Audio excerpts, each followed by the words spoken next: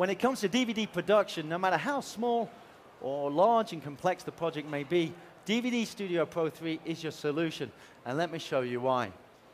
We're currently looking at a project here, and as you can see, we're looking at it in outline view. Now, outline view doesn't really give me too much information about how my assets are connected.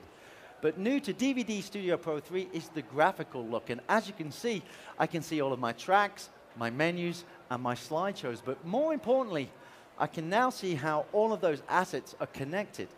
My slideshow is not connected in any way to the project, but to connect it, I can simply pick it up, take it over, and drag it on top of one of my 3 buttons, and as you can see, it's now connected.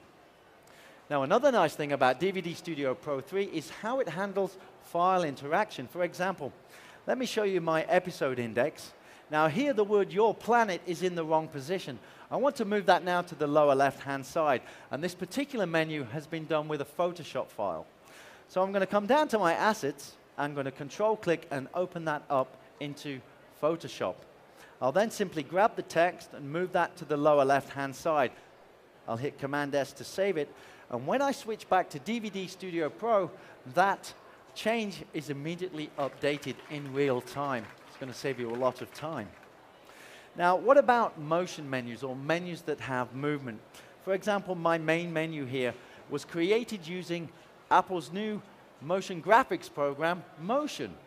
And you can see that if I play it, I've got a nice particle color burst going on behind the buttons. But I want to make a change to that color. Now, the nice thing is that DVD Studio Pro 3 allows you to open an actual motion project instead of working in Motion, exporting to MPEG 2, and bringing that into a DVD Studio Pro.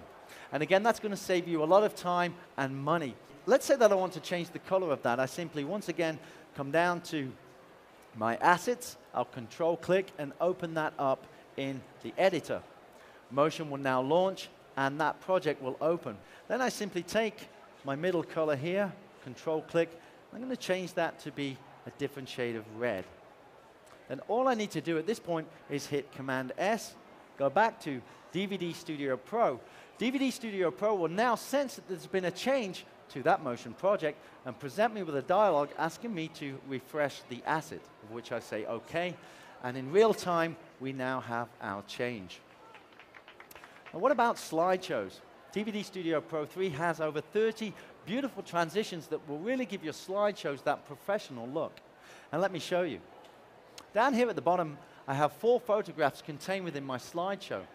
Now, I can come down and globally assign a transition, such as a cube, but I can also Control-click on any of the photographs and assign a different transition, such as a droplet, or maybe a melt, like so.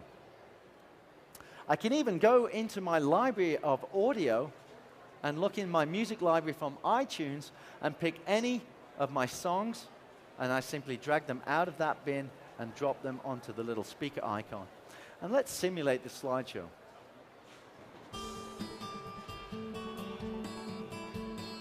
The first cube transition,